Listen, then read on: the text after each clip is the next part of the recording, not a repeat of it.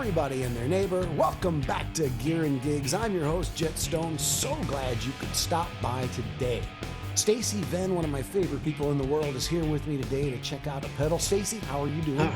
Doing great. How are you doing, Jet? Good to see you. Awesome as always. You know, we're in the studio, we're playing guitar. How bad can it be? You know, surrounded by gear. Talking to our fine YouTube friends. Glad to see you guys all out there today. Make sure you tell somebody about the podcast. Don't forget to subscribe and like. You know, I never say that. I don't think I've ever said that in a show, but I'm saying it. So please like, subscribe, tell somebody, help us out. Let's get the word out. Okay, so today we're going to do a little short I don't want to call it a review so much as a teaser, a taster of a pedal. Longtime viewers will know that Stacy is not a pedal guy.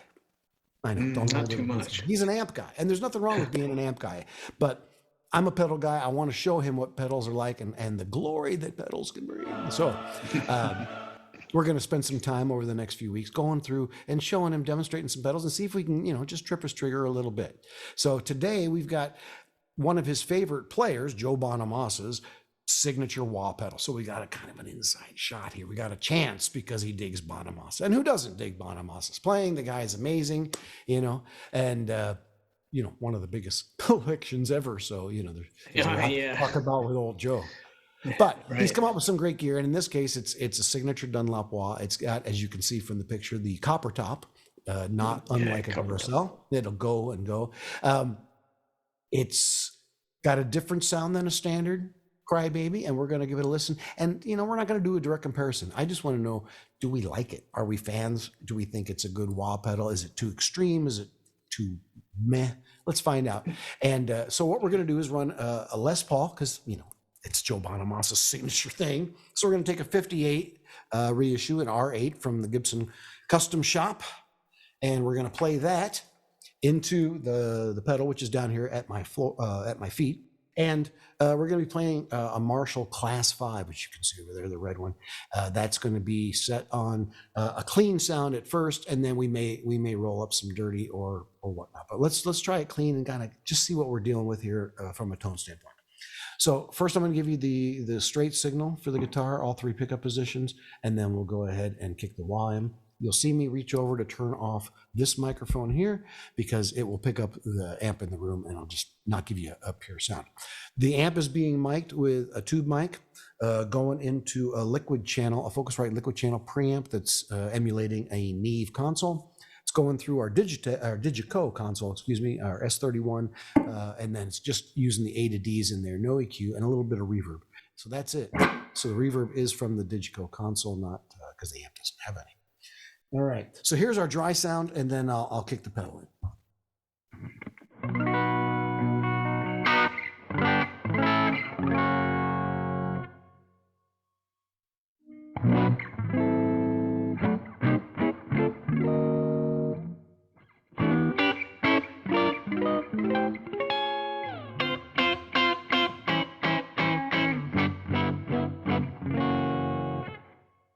All right, so let's kick the pedal in, see what we think.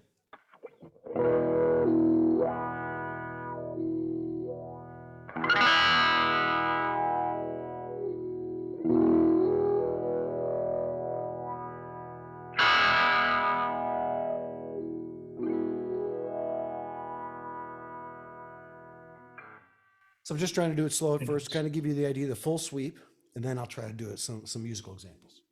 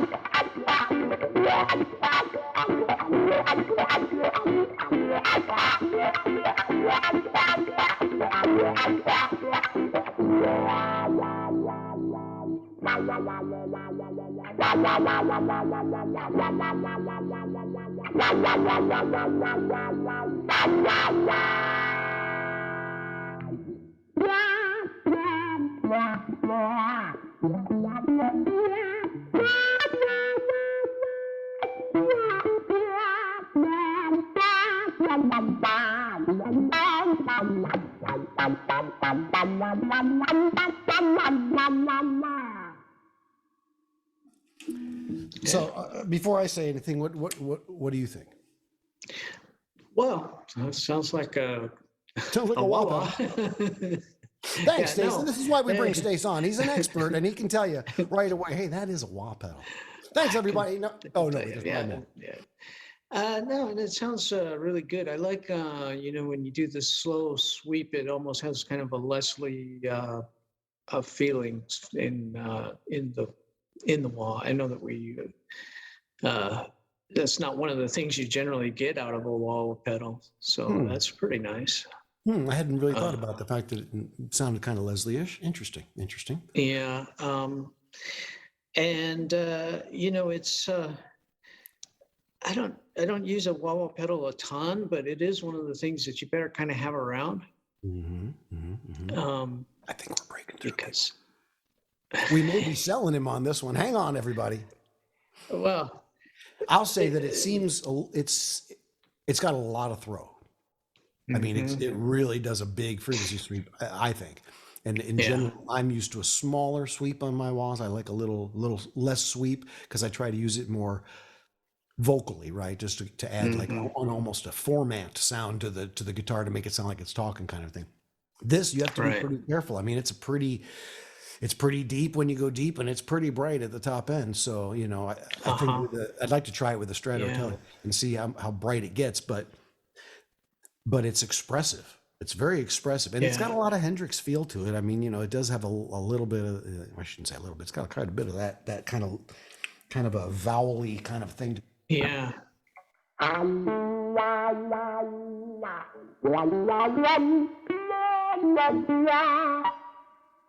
find it hard not to move my mouth like wah wah wah as I'm playing. Yeah, it's so wah wah wah the wah. Right, I don't want to look like a fish, but.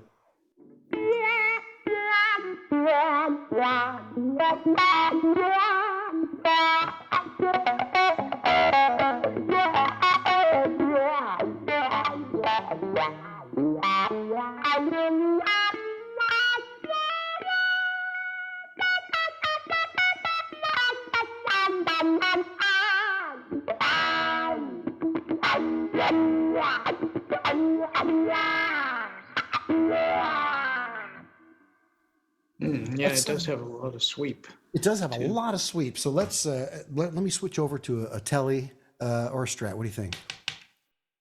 Either yes, Tele.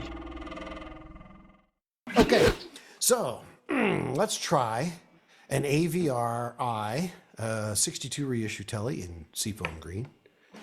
Is it Seafoam Green or maybe it's Surf Green? Don't know. It's green. Seafoam, I think. Yeah. I think it's Seafoam. Could be Surf. Tough to say. But here's our straight sound.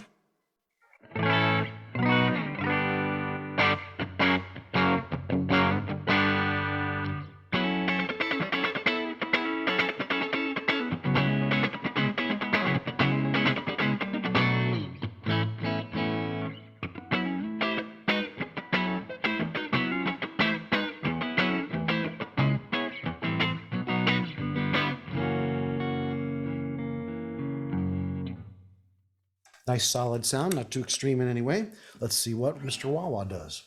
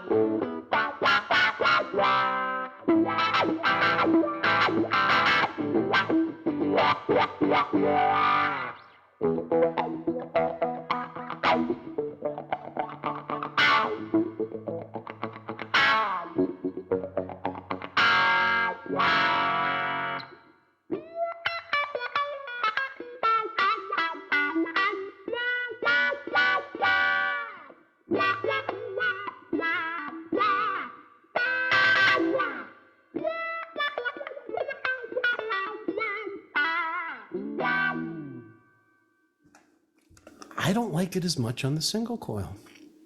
It's okay. It doesn't sound bad, but it seems to work better when you're given a little bit more signal to work with.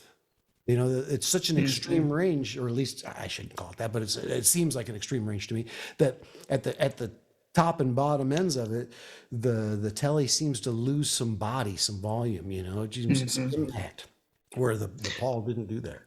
What do you think? How's it sound? Well, it definitely sound, you know, thinner, like a Tele.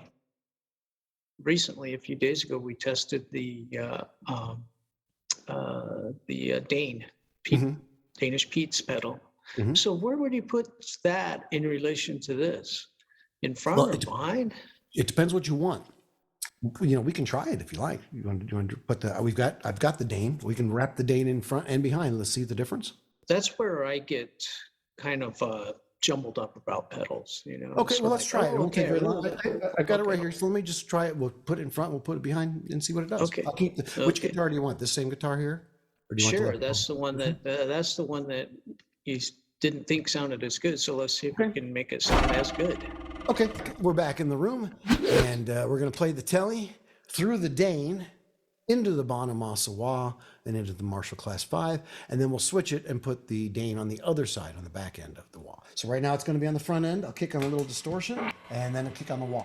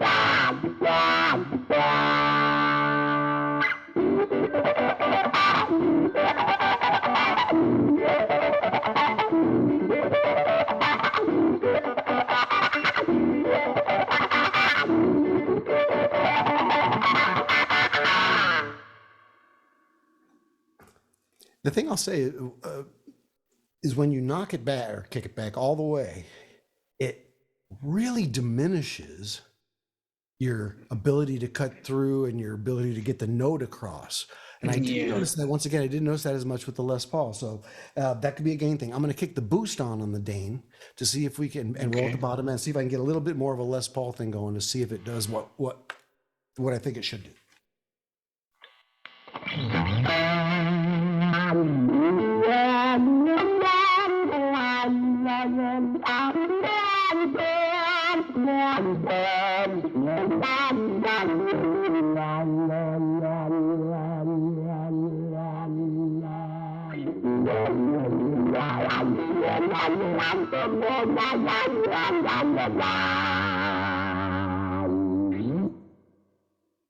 It's better that way. It needed a little bit bottom end to come through. It's like it sweeps away so much bottom end that you need extra going in the front just to get it to be the thing. So I think it's probably really good for humbuckers, and you might need to mess with it a little bit for single coils. Let's move the Dane on the other side. So now I'm back in the room, and I've got the Dane on the back end of the wah-wah. So we're going guitar, wah-wah, Dane, amplifier.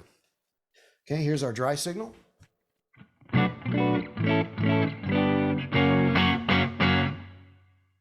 I'll kick in the Dane, then I'll kick in the wah.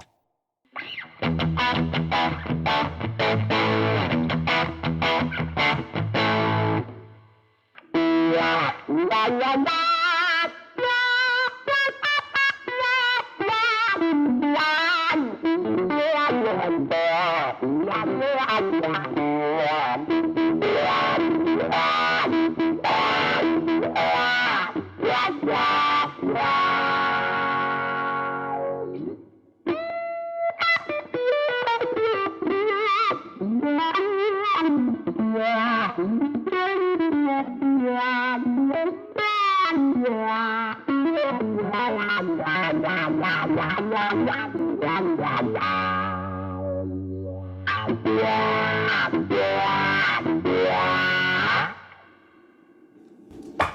one of the things that does, of course, is as you kick I keep saying kick, as you kick the wah pedal down, you just kick it, just thump it. It takes away a gain, right? It takes away volume and frequencies so that what's hitting the distortion pedal or overdrive pedal is not as much. And so you actually are losing some of the distortion in those spots. And then when you're when you're kicking it, when you hit it up to the full treble end, all those treble frequencies are getting boosted from the overdrive and really coming through. So it to me makes the sweep greater feeling because it's not just a frequency sweep now. It's like a and not just a volume sweep. It's like a gain sweep almost. You know, the front end, like I said, it kind of the wah pedal kind of cohesifies everything and then just adds a filter to your sound. This is a little bit more complex because you're changing the chemistry of the sound as you go. So a wah pedal into the front end of an amp is going to respond, I think, a little bit more maybe organically, but with more fluctuations and differences than if you put a distortion pedal in front and then go into a clean or slightly driven amp. You know, what do you think? What do you think of the differences in sound? Well, I thought that the wobble pedal in front of the Dane was a lot cleaner and a lot more usable.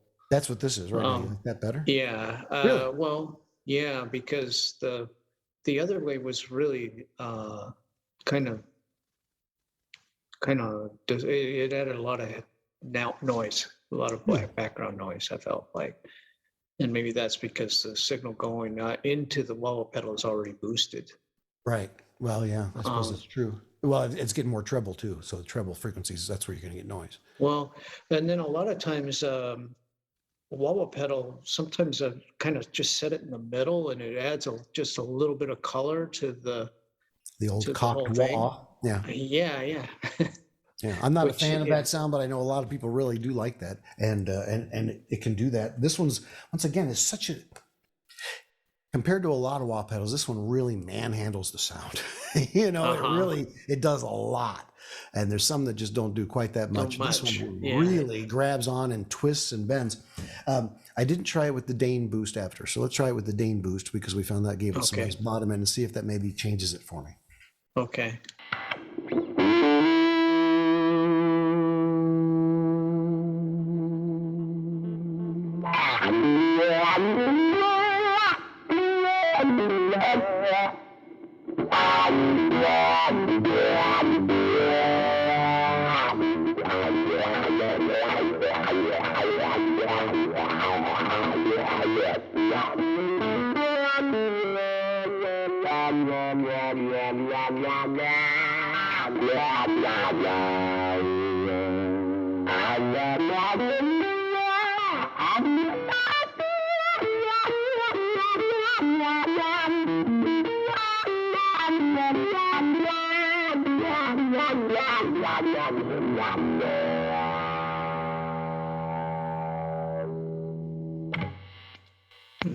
It's a lot. It's a lot. It's a very muscular wah that just doesn't give you any choices other than you are here and you will sound like this and here's your range and that's it. It doesn't give you a lot of flexibility. It's pretty strong. It's hard to get a lot of the funk. It's definitely more of a rock wah than a funk wah or something like that to me. I doesn't seem to have the disco snappy sort of, you know, surfacey thing. It digs deep. Right. Is that how it feels to you when you listen to it? Yeah, it's got a lot of just the sweep ranges just seem like way more than what I've kind of probably more than I use. I mean, I use just to try to get the kind of that warbly, vocally kind of thing too, and not very often. I bet this would be really cool with a blender, like Saturn Electronics, and I think there's a few others that make these. I'm sure there's others that make these mixers, right? So you go into it, and it's like I think Mosquito. There's a Mosquito put out by One Control, I think, that does that. But it's a a mix control, essentially, right? You can mix in a little bit. And I think this mixed in at about 50% with the 50% of the straight signal going through would be really good. I think that, because then that extreme thing just adds on top of your regular sound. And I think that would be very cool. So that I think might be an option. It's a great sounding wah overall. I mean, I don't dislike it in any way. I find it a little extreme for my tastes, but it's a good sounding wah. And if you're using it for solos with a humbucker, I think it would probably be the best suited for that. Seems like to me. Yeah, it seems pretty good. Yeah. I'm probably still a skeptic though, because I mean. So this is not a keeper? This one's not a keeper? Well, I'm sure that it's really, really great, and that my. I know you don't want to piss off Joe. I get that. No, don't want to piss off Joe, but for as much as I use a wah-wah, I have an old Dunlop, and I'm okay. I got my wah side of the thing is covered. Well, if you held on to this long enough, it too would become an old Dunlop. So just keep that in mind. Exactly. Yeah, it's not my favorite, but I like it. It's certainly got its place. And if I was doing blues with a humbucker, it would be a really good choice, I think, because it's got a lot of character. Yeah, it definitely adds gallons of character. Yeah. Cool. Well, there's the Joe Bonamassa wah, at least Gear and Gigs take on that. Hope you guys enjoyed it. Please let us know what you think in the comment section. We would love to know. And in the meantime, thanks for joining us. So for Stacy Ben, I'm Jet Stone, and we'll see you next time on Gear and Gigs. So glad you could join us for another episode of Gear and Gigs, the music podcast. Please take a moment to like and subscribe. Don't forget to check us out on Facebook, Twitter, Instagram, and of course YouTube. And stick around, watch another video, listen to another podcast. Till then, we'll see you next time.